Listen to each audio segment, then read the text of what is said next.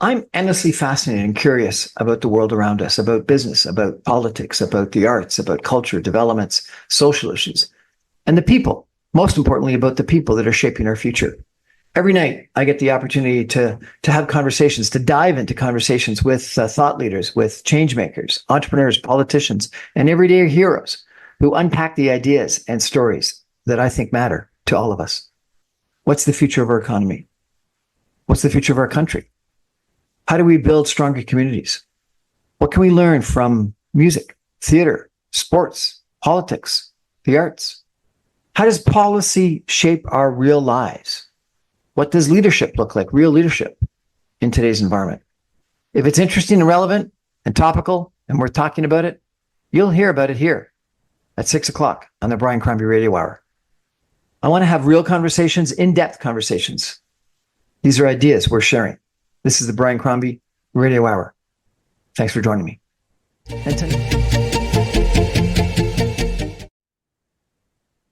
Good evening, everyone, and welcome to the Brian Crombie Radio Hour. You know, this budget, it's going to be interesting to see how it lands on the country. It lands on the different political parties. We've heard lots of noise about the Bloc Québécois making demands, the Conservative Party making demands. Is the NDP going to vote with the government?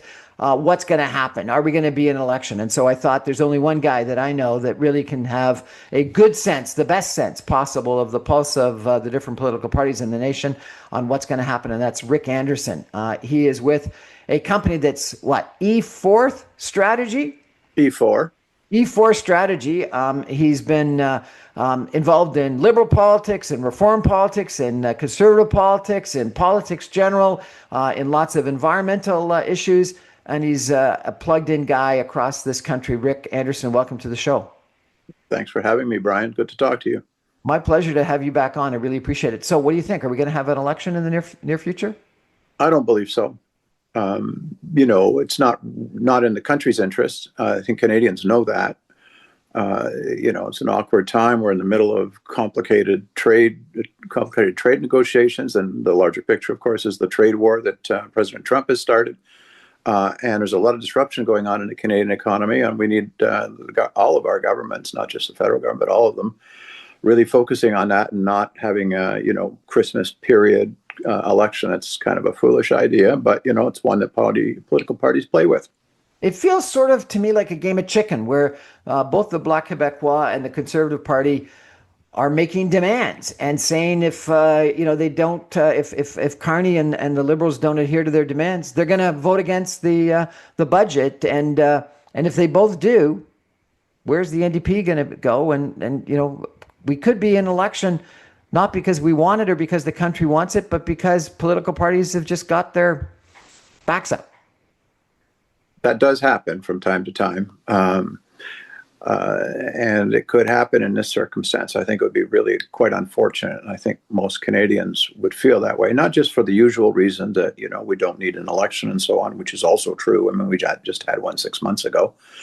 And the polls don't really suggest that anything would change, except possibly for, in my view, the Liberals, who I think if there was an election forced by the opposition parties right now, the Liberals would come out with a majority, which is why they're probably not afraid of this.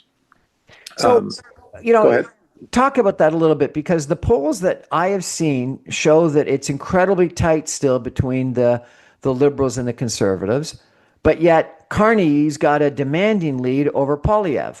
And so best choice for Prime Minister is strongly in favor of Carney over Poilievre. But from a political party standpoint, they're almost neck and neck. So how do you come to the conclusion that there'll be a Liberal majority if there was a vote today? Or 2 months from now?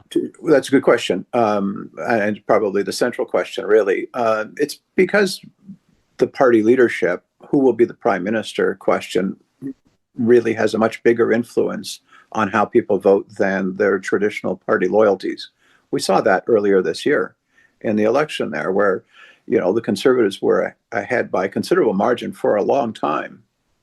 But you change the Liberal leader, change out Justin Trudeau for Mark Carney, and the dynamic changes instantly and very significantly. Poilievre never seemed to really grasp that during the last election campaign. His campaign certainly didn't retool to deal with the fact that they were facing a different Liberal leader than they had basically based their opposition all around for a couple of years, and really vilified Justin Trudeau, sometimes fairly inaccurately, not always.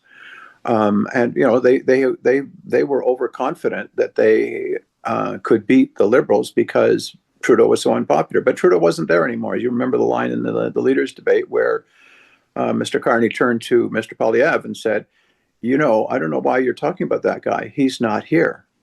And we're still 6 months later, the Conservatives are still in basically a state of denial that things have really changed. And it's not the Trudeau record they're running against. It's about Mark Carney. And they're sort of trying to retool in a clumsy way to deal with the fact of Carney. But a lot of their punches are not landing because they're basically factless. In most cases, they say he's doing nothing. I mean, this is probably one of the most active governments and new governments of my lifetime. I mean, in the last 6 months, there's been just an enormous amount of things going on. There's quite a lot of significant changes in government policy developing as a result of it, many of which are things that the Conservatives asked for. So the Conservatives don't have a good foundation for this, and that's a long-winded way of pointing back to the fact that even though in the last election the Conservatives seemed to have a lead, it evaporated with the change of leadership. And now they're sort of in a state of denial that their leader is a good 20 points behind Mr. Carney on the question of who makes the better prime minister. And I don't think there's any question which one of them makes the better prime minister. Poilievre has no relevant experience, whereas Mr. Carney has a ton of it. That's the question that we will end up, if there's an election forced by the opposition parties right now, dealing with. And Mr. Carney, in my view, will end up winning probably a majority. So the Liberals are in a comfortable place from their point of view that if the opposition parties want to play opposition politics and force an election right now, there's a big gamble on them. The Canadian public won't like that. They'll instinctively, I think the public will instinctively understand this is really an irresponsible time to call an election. We've got a lot of things we need to deal with that are pretty urgent, and I think they'll punish the opposition for that. But it almost seems like it's a race to announce first that you're going to vote against the budget to see who is the person who blinks. The Bloc wants to vote against, so they hope the Conservatives vote for, and the Conservatives want to vote against, so they hope the Bloc votes for. So yeah, they may not want an election, but it's who blinks first. Well, and of course, it's not simply a question of what the parties want to do. If 4 or 5 people don't show up for a vote or abstain from that vote, the government survives it, the budget vote I'm talking about. So it's, I think... So we can have lots of bluster, but it may not land in the end. That's true. And of course, what happens pre-budget, what we've seen over the few weeks before the budget, is parties sort of jockeying for position for their favorite issues. The Conservatives are saying cut spending. Well, we're not going to cut spending in this environment. We're going to cut some kinds of spending. Mr. Carney is saying we're going to have to invest on the capital side of budget making and reduce the operating costs, the expense side of budget making. This is a new concept in Canadian budget making, or it shouldn't be a new concept, but it is. And he's changing the way we're going to do our accounting to account for that. There's a value for long-term capital investing in new infrastructure and so on. Plus, we're going to have to do what we've been talking about: shield the workers, the employees, the jobs that are being damaged by President Trump. So we're going to be spending money on those two things, and we're probably going to go into something approximating a recession, maybe even a recession, thanks to the trade war, which is affecting some of our biggest exports, including agriculture and autos and steel and aluminum and so on. So there's no way this is not a tough time for the Canadian economy, and therefore for Canadian politics. The opposition parties, they're justified and sometimes right in terms of the things they're asking the government to put in the budget. But they'll get that this budget reflects things that the opposition parties have argued for. And so I think that they also all have the room to say, yes, okay, I didn't get everything I wanted, but I got some things I wanted. And let's carry on and keep this parliament moving forward. I think that's probably what's going to happen here. I think that the game of brinksmanship you're talking about will not result in an election. I think there's half a dozen MPs somewhere in some caucus who will realize they shouldn't be doing that. I don't think, for instance, the Ontario caucus is nearly as confident of going into another election with Poilievre as the Alberta and Saskatchewan part of the caucus is, of the Conservative caucus. You know, his base is really Alberta, the Alberta and Saskatchewan part of the Conservative base. He's not nearly in the same shape in Ontario or Quebec or Atlantic Canada. I'm talking about Poilievre now. He's not in the kind of shape that you would ever want to run an election on, and I think it would be the end of his career. I think his career is probably coming to a conclusion anyway. But he may want to gamble personally with the long shot of trying to have an election and seeing if he can win one. I think it would turn out badly for him and badly for the country, but that could happen. But I think his caucus is not going to back him on wanting to force an election right now, because I think most of them know it would be worse than a replay of the last one. And some of those gains they made in Ontario and elsewhere in the country in the last election would end up being reversed as the Liberals won a majority. Some people have suggested that Pierre Poilievre is really saying what he's saying now to win the leadership review vote in January rather than necessarily in a general election now. So he's catering more to his base than he is to the general election. What do you think of that, sir? I think that's exactly right. But that has a huge risk. Yes, it does. It ends up with an election. Well, if the party follows him down that path, it does. But, you know, it still takes all of the other parties to also follow him. I mean, like I said, 3 or 4 votes would avoid a budget defeat here and therefore an election. I don't think there's going to be an election, but there could be. But honestly, I think the NDP is in a leadership. It doesn't have a leader. They're in a leadership campaign right now. So what are they going to do if there's an election called? That's certainly going to chill them. Elizabeth May, you know, has a vote. She's saying she's only going to vote, you know, if the party supports all the environmental policies that she wants. Well, she's not going to get all the environmental policies she wants. We know we're in a time where we're, you know, more concerned about the economy, more concerned about the trade war, more concerned about job losses. And, you know, the environmental issues that she wants to have front and center are going to still be present. And Mr. Carney says so. But they're not going to be as dominant as they have been during the Trudeau era. And so I don't think, you know, she could do that. It might end up being her last election if she does that. I just really don't think this is a time when Canadians are going to reward anybody for forcing an election upon them. I hope you're right. I hope you're right. We're chatting tonight about whether people are going to vote for this budget and whether we're going to have a non-confidence vote, which a budget bill is, in the Liberal government and Mark Carney, and whether we're going to be forced into an election. Because it certainly sounds like the Conservatives and the Bloc and the Greens and even the NDP are filled with bluster and are talking strong. But gosh, I think Rick is right. The world doesn't want it. Canada doesn't want it. Stay with us, everyone. We'll be back in 2 minutes with Rick Anderson talking about the current political situation in Canada. Stay with us, everybody.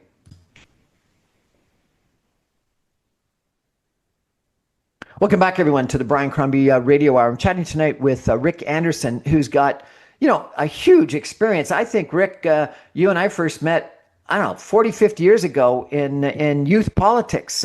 Tell everyone a little bit about what you're doing right now, because I think it's primarily environmental stuff, is it not? It's more energy than environmental, but the juxtaposition or the confluence of the two is very tight. I work in the energy transition space. I'm a consultant to companies who are, you know, energy producers for the most part: oil, gas, electricity, nuclear, hydropower, wind, solar, that whole array of energy technologies, which are undergoing around the world massive disruption, massive technology disruption, but also massive policy discussion from governments who are trying to reduce carbon emissions and other kinds of emissions that are harming the environment and causing the threat of climate change around the world. And it's a very exciting space because technology is evolving very quickly, and a lot of good things are happening. Although people continue to be very concerned about, you know, the threat that climate change still represents to us. We just had a massive storm, one of the worst hurricanes in the history of the world, or in the history of that we know about of the world. We're getting reminders of that. We've had a year of horrible fires all over the place, not just in Canada, but in the States and Europe as well. Big floods and so on. So there's a lot of things going on in the climate that are getting more and more attention. The good news is, and it doesn't get enough attention in my view, but the good news is that technologies are evolving very quickly that are giving us ways to produce abundant energy at sustainable prices that are better for the environment. So that's the space I work in. Very political, but also very technical. So I wanted to ask you about this because I think this is an issue that's going to come up. You mentioned Elizabeth May of the Green Party and her attitude toward voting for the budget only if it's got positive climate change policies in it. A year ago, under the Trudeau government, climate change was an issue. Carbon tax was something that we were paying.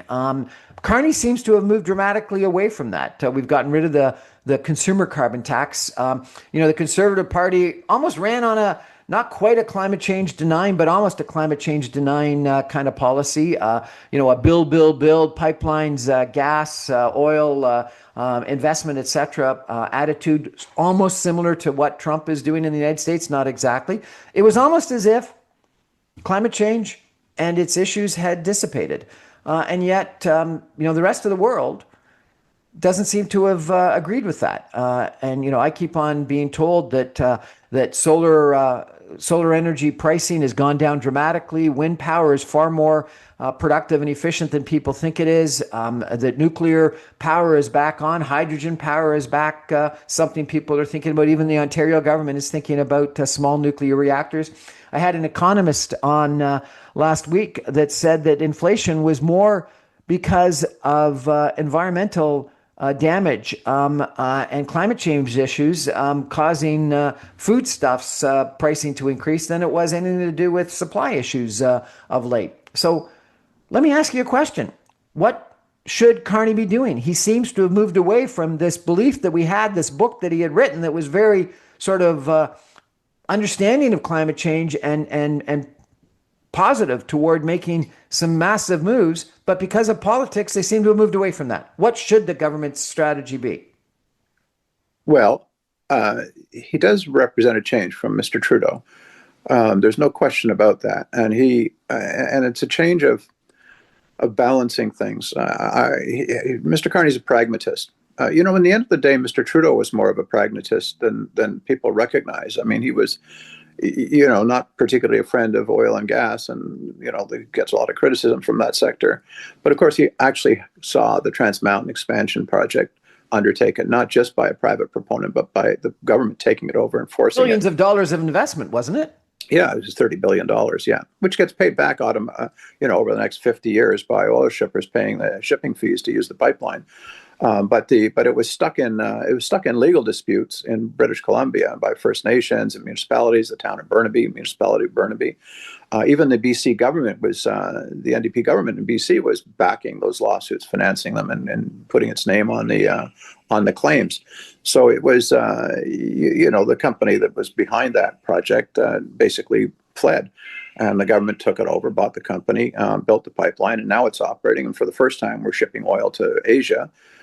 We've diversified our export market for oil thanks to that. And as a result, the prices Canadian producers earn from producing oil have gone up. Likewise, the biggest LNG project in Canada has ceased from being a vision and gone into production last year. And the pipeline that feeds it with natural gas was also completed during the Trudeau administration. So, God, are you actually saying Trudeau was positive to Calgary and Alberta and hydrocarbons? To less extent than they would like, but yes, he was, and he gets some criticism from the environmental movement for it.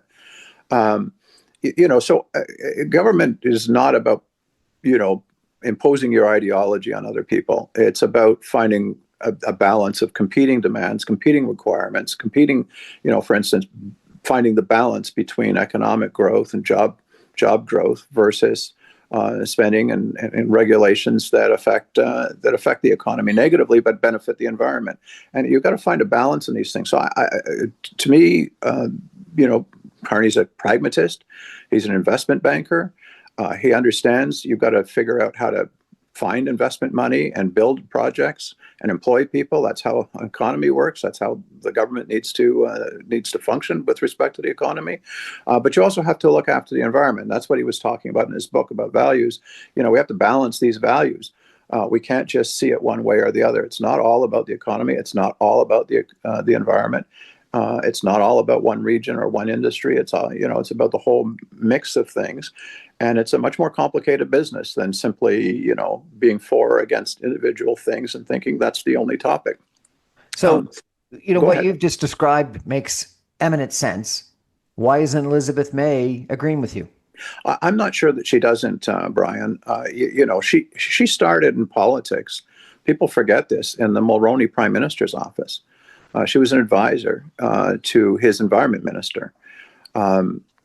She understands the pressure politics of saying what you think should happen, and it can be 100% dedicated to environmental issues, but that other people have got other balancing requirements that need to be taken into account, and that you're never going to get the whole cake. You're going to get pieces of it, and she deserves credit over the years for helping to move the ball forward in thinking through better environmental policy rather than worse environmental policy. She's made lots of contributions to that discussion over the years, and she continues to do that. So I think she's more pragmatic than people give her credit for, and including in terms of how she practices her politics.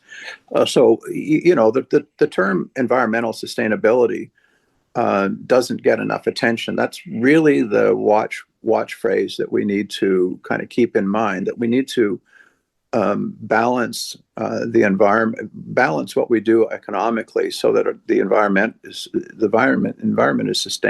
sustainable. But also, sustainability has an economic dimension. We have to be able to afford energy. We have to be able to afford food. We have to be able to afford housing. So we can't just let the perfect be the enemy of the good. Let the good be the enemy of the perfect, rather. We have to, make compromises on these things so that we, move at the pace that people can, for instance, adopt electric vehicles or heat pumps, those kinds of technologies. They won't do it overnight. Energy systems don't transform overnight. They do transform over decades. And Canadians are happy to cooperate in that, and to buy more fuel-efficient vehicles, whether they're internal combustion engines or electric vehicles, and to insulate their homes. They save energy by doing that. They have more comfortable homes. They have more valuable homes when they invest in energy technologies that insulate them and produce more efficient heating and hot water and cooking and so on. So the whole thing's really a matter of balancing things. And technology is moving at the pace of lightning. You mentioned solar. I mean, the cost of solar panels has fallen by more than 99% in the last 20 years. What? The cost of solar panels is down by almost, it's almost free compared to what it was 20 years ago. Now, installing solar panels is not just a question of buying the panels. You've got the labor costs and so on. You have to figure out how to connect yourself to the grid, or to connect yourself to your house electricity supply, et cetera, et cetera. So there are other costs besides the panels, but the panels themselves used to be a really expensive piece of it, and they're not anymore. And the same thing is happening with electric vehicles. I'm on my fourth electric vehicle now, and the first one had a range of 200 kilometers. This one's got a range of 550. They've more than doubled in the last decade. The prices are coming down. More and more of them are being produced around the world. And President Trump has kind of put the Americans and the American car industry in a tough spot here by basically opting out of the whole climate change discussion. It's a scam, he believes. He's ended the subsidies in the States for all kinds of clean energies. And that's going to put American industry, including the American car industry, which is part of the Canadian car industry, of course, behind the eight ball, because they're falling further and further behind. It's Chinese companies and European countries that are taking the lead in terms of developing these technologies, because the Americans are opting out. And they're going to pay a price for that. And I don't think Canada should follow America's route in this. I think we should figure out how to get those Chinese electric vehicles into Canada, because they're way more energy efficient in terms of the ones that the American companies are offering consumers, and they're a lot cheaper. We shouldn't, they probably will have a tariff coming into Canada, but we shouldn't be banning them by imposing 100% tariffs. That's an American policy. It's a misguided policy, and we should get away from it. I had Jim Stafford, the former chief economist of the Canadian Auto Workers Unifor, on my show 2 weeks ago, and he said that getting rid of the tariff on Chinese electronic vehicles was the wrong decision because they were so subsidized by the Chinese state. But he said that we had to disentangle ourselves from the North American system and sponsor a Canadian automotive company that specializes in electronic vehicles. What do you think of that? I don't like to be disagreeable, but I don't really agree with it. I think that we pay too much attention to the sexy part of the automotive business, which is the assembly plants. We've got 5 of those in Canada, operated by 5 different companies, 3 of them American, 2 of them Asian. Those are good. Those are important contributors to our economy, and of course to the availability of vehicles in Canada. But they are not particularly labor intensive. We employ about 4 or 5 times as many people in what's called the auto parts sector. It makes windows and doors and transmissions and engines and seats and everything else for cars. And we've got a very, very efficient auto parts manufacturing sector in Canada that supplies all the different companies who make cars, not only in Canada, but also in the States. We've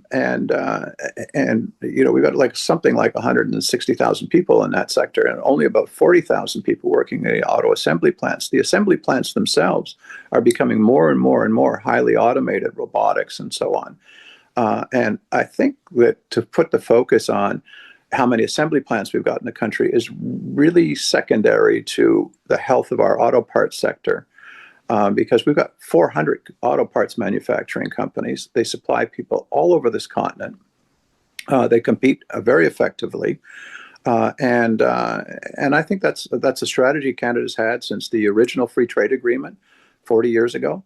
And I think we should continue to focus on that. I think we could spend a lot of money building a company, propping up a company that's making a made in Canada, 100% made in Canada company, a car, rather, and we would find ourselves in the same competition for tiny market shares and limited export opportunities. And I don't think it would have nearly the positive effect throughout the supply chain of parts manufacturing that people wish it would. We should really be courting established companies, not get ourselves into the business of competing on design and model years and all that kind of stuff. We should make the parts that the companies need. That's where I think Canada's best strategy is, and that's where I think our economic interests lie. We've had 2 companies recently announce closures of their assembly plants in Canada.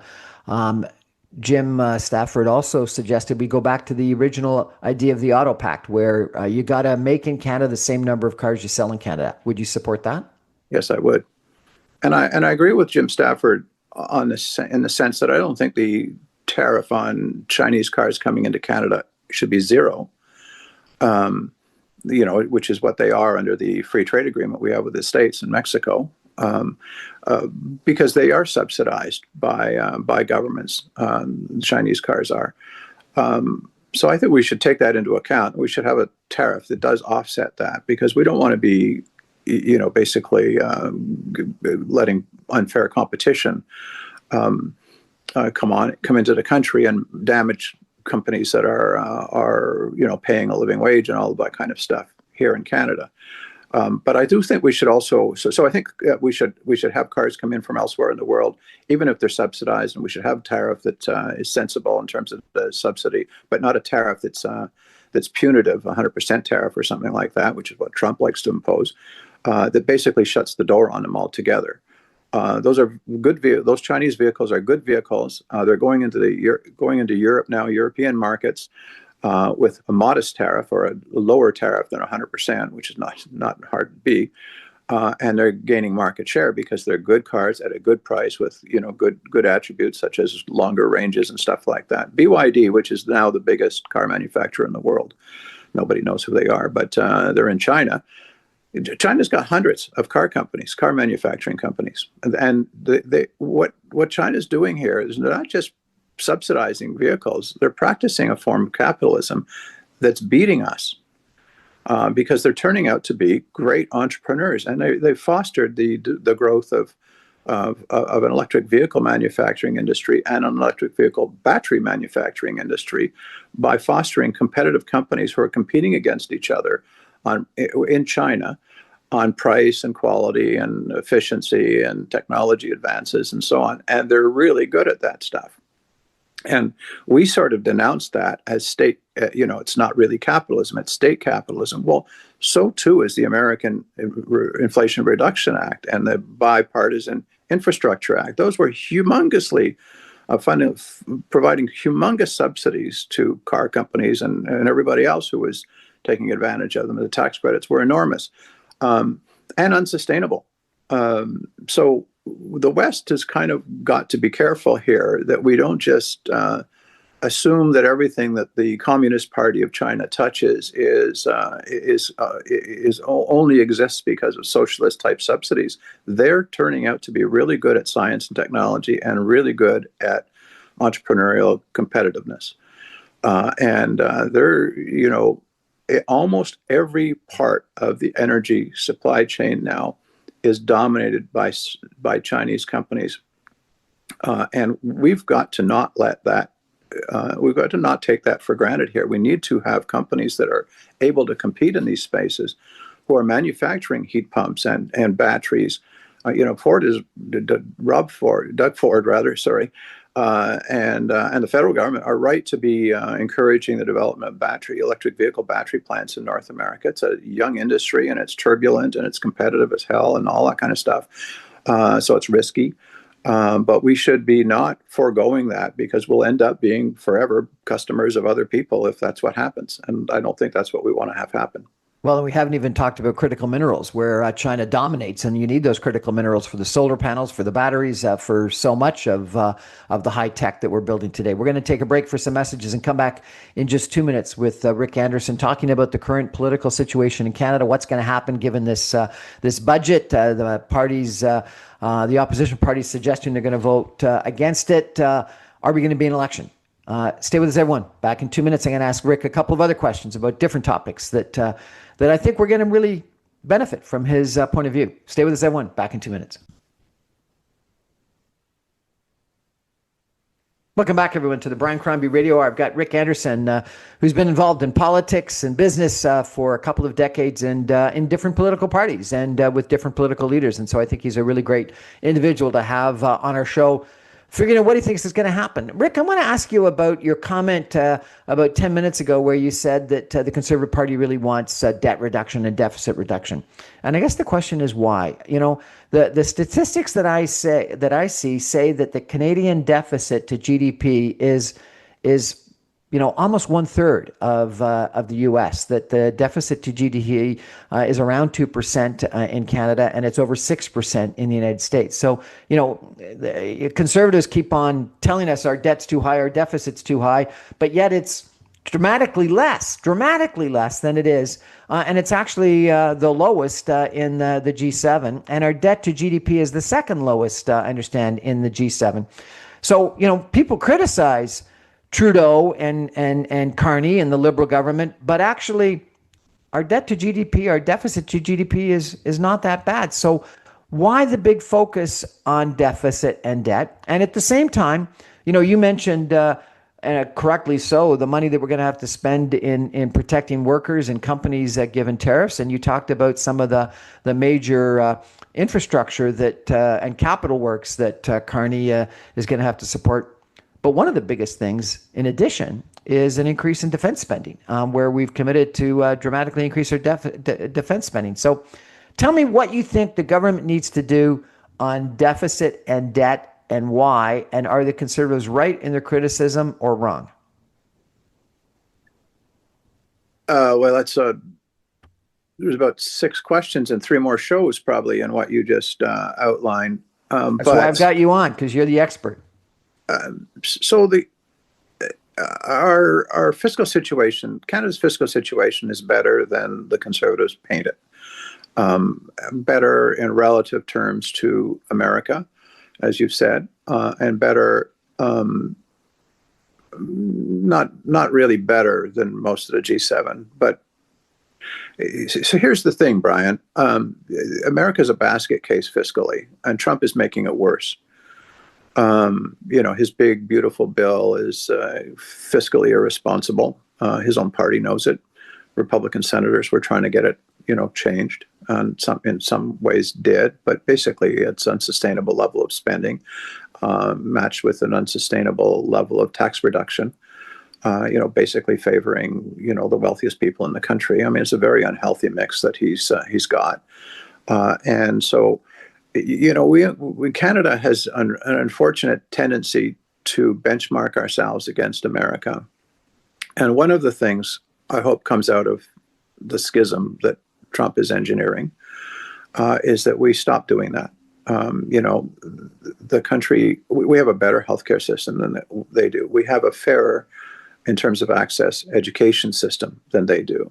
And education is the primer of the economic pump. Largely, it's how you get a labor force that's suited for tomorrow's economy and so on. And if you deny part of your population access to it because they can't afford it, or some states underfund it and so on, you're going to end up, the illiteracy rate amongst American adults is about 20%.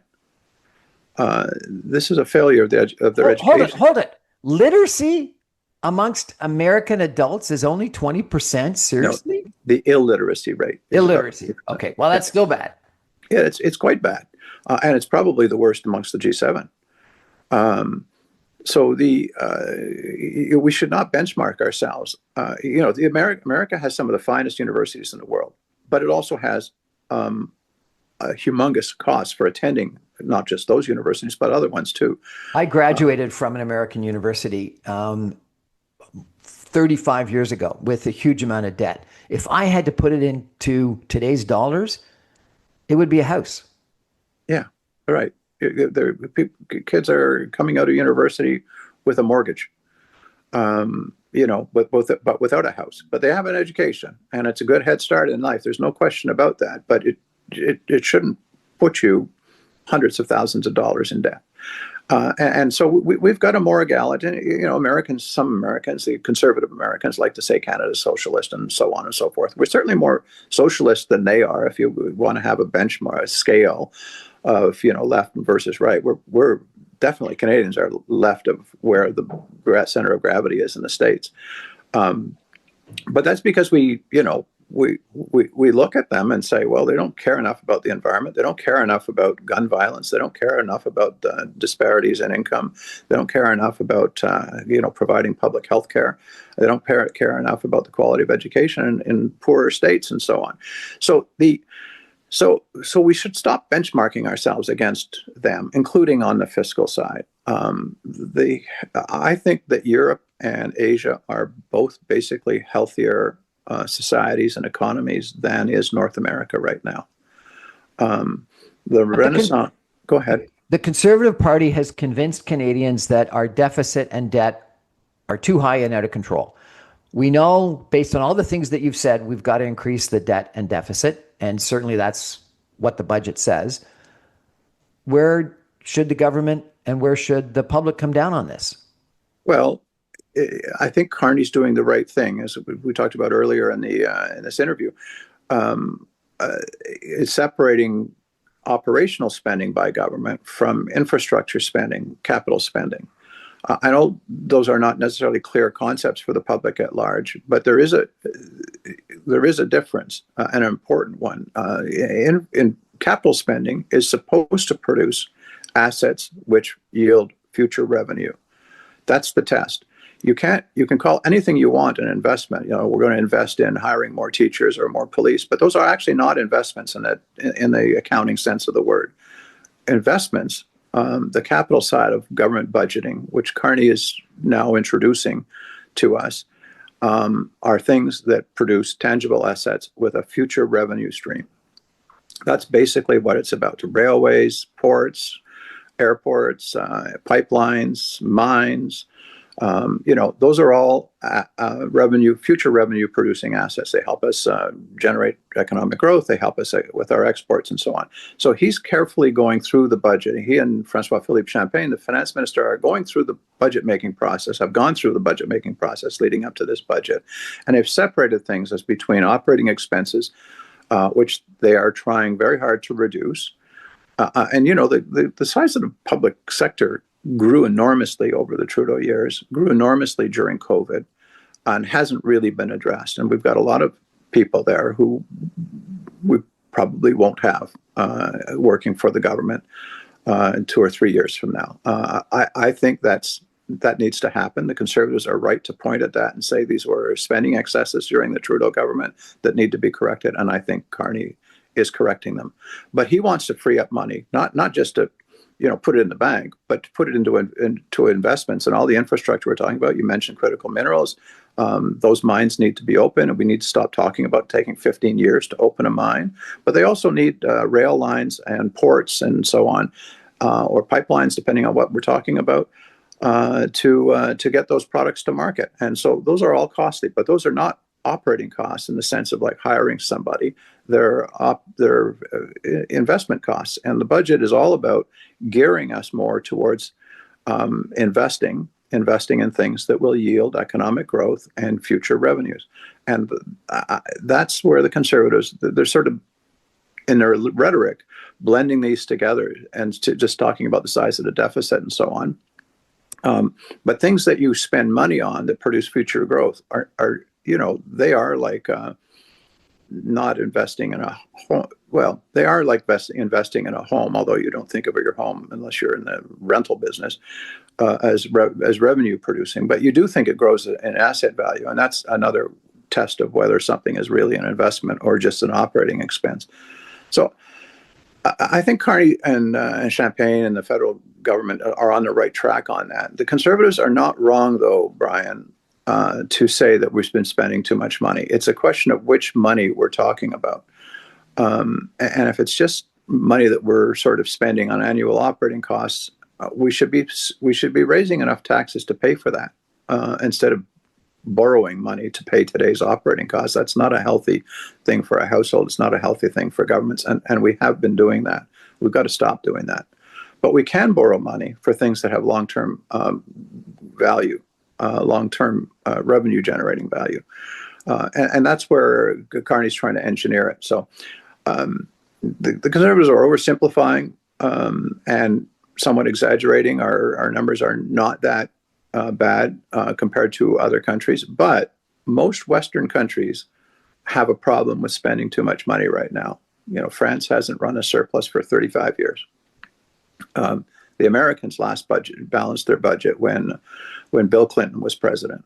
Canada last balanced our budget when Harper was prime minister. We need to get back to being more mindful of that balance, because if you constantly run deficits, good times and bad, and call everything an investment, even though much of it's really an annual operating cost, and you borrow money to pay those bills, then when you get into a tough time, which we're now getting into, your fiscal maneuverability, your maneuverability to address problems and to invest in things. You mentioned defense spending, which is going to be a big investment area for us. Your maneuverability is reduced, and that's not healthy in a business, and it's not healthy for the government.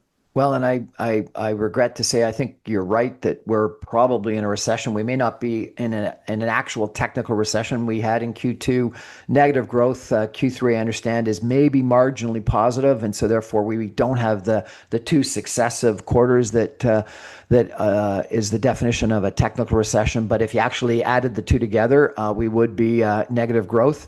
And I think the only thing that got us out of a negative growth in Q3 was consumer spending, and I worry that some of that was just front-end loaded. So I think we're in a technical recession. I worry that it's going to get worse before it gets better because of Trump tariff wars.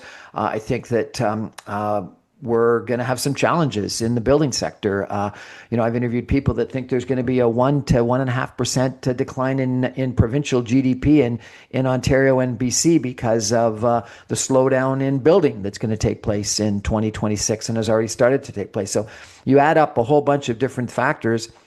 I think 2026 is going to be a pretty challenging year. And so I think you're right that we need to have some fiscal flexibility, which I worry we don't. And you put at the same time major infrastructure spending, major defense spending, helping out some workers that are displaced by tariffs. It's going to be a challenging year. And I do think we're going to need to spend money. And at the same time, you're going to have the Conservative Party complaining about that spending money. And there's going to be a certain segment of society that agrees with it. So it's going to be a challenge. We're going to take a break for some messages. And I'm going to come back and ask Rick about some NDP issues and some Bloc issues before we end the show, because we got to focus on every single one of the parties and how they're going to vote for this budget. Stay with us, everyone. Back in 2 minutes. Welcome back, everyone, to the Brian Crombie Radio Hour. I've got Rick Anderson talking about the political environment, the political situation, given that every single one of the opposition parties are saying they're going to vote against the budget. At least I think they are right now. Rick, the NDP, I think that they had a big influence on the Trudeau government with the confidence and supply agreement they had. And we've got a whole bunch of things they wanted. And then they said they were going to vote against Trudeau, and they went down dramatically in seats. It's almost as if, the Canadian public think they were doing the right thing with influencing, and just being oppositional is the wrong thing. That said, it would appear that Carney has moved to the center. They would argue to the right. What do you think the NDP should do right now with the budget? Well, as I mentioned earlier, the NDP are in the middle of a leadership race. They should come to terms with the budget and and let it pass, and not have an election disrupt things, and have them put in place an interim leader for an election campaign. They should focus on where they're really at. I think they will. I don't think the NDP. I think the NDP is going to be looking for a way to vote for the budget, or to absent themselves maybe, or in some numbers that are sufficient to have it pass. But they are in a leadership race. The leadership race will determine their future. It's not going to be over in the short term, and they've yet to have a clear front runner emerge. So the party's in a rebuilding phase. Was Carney right or wrong to not go and negotiate some sort of supply and confidence agreement with the NDP right now? I think probably right, generally speaking. I don't think that agreement helped either the Liberals or the NDP. I mean, it helped the Liberals in the sense that it sustained them in government, and they were able to do what they wanted to do. But the idea that it was a Liberal NDP coalition, which it really wasn't. But the idea, that's how it was painted by basically the Conservative opposition, has stuck with the Liberal Party, and left it with the reputation. I think the Trudeau government was too far left for Canada, and it was partly too far left for Canada in terms of spending and so on. Partly because it had made a deal with the NDP to kind of do expensive things to keep the NDP happy, budget after budget after budget. We introduced a dental care program that most Canadians already had. Now part of it's being paid for by government, which is quite needless. Nothing wrong with having a program like that would fill in the gap of people who are uninsured. But when 80% of people have insurance through their employment for things like dental care, why would the government want to move into that space? Well, that was because the NDP forced them to. There are a lot of decisions like that came about because every year the Liberal government had to figure out one or two things that it was going to do that it probably didn't really believe were the right economic choices, fiscal choices, but because they had to deal with the NDP. And as always happens, or as almost always happens in these deals, the lesser partner ends up paying a price ultimately amongst its own base for having supported a government that their base didn't like. So the NDP did not prosper electorally as a result of the arrangement they had with the Liberals. So I think that Carney looked at that and said, look, I'm close enough to a majority that I'm going to try to do this. I'm going to try to do a little bit of everything for everybody, and govern towards the center, and try to find the right balance between social policy and economic policy. But all of that is, and that's what he's doing. But all of that is still really basically background to the massive challenge that President Trump represents to Canada and to the world in terms of his undoing of the trade system that has made all of us prosper so much.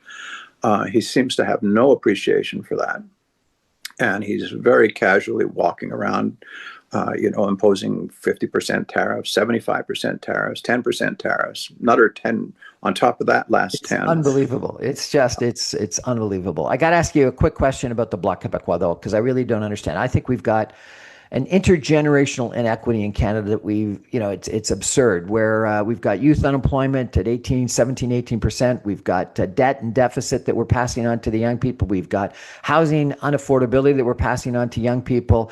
We've got debt, and there's intergenerational inequity. Why in that kind of a situation does it make sense to add more money to old age pensions and have that as the criteria to supporting a budget?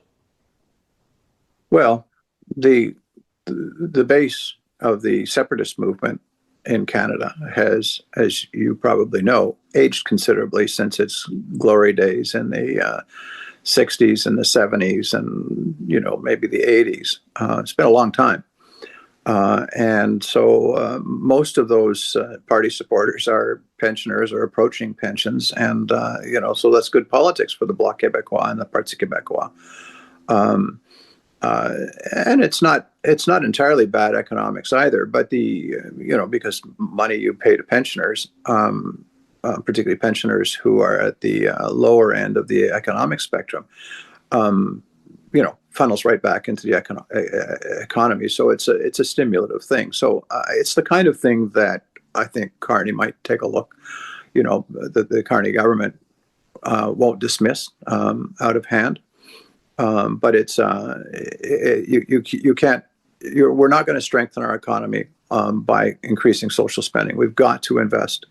This is the Carney ethos. We've got to invest in major projects, in critical minerals, in natural resources, in exports, in diversifying exports, and so on. And it's going to take some effort to do that. And the government wants to spend as much as it can on that because it's going to help not just young people get into the workforce with job creation and so on, but also pensioners, because it'll have a stronger foundation for our social policy. Rick Anderson, thanks so much. I really appreciate you joining us today and giving us a sense of what you think the government needs to do and what the different political parties should be doing in regards to the budget.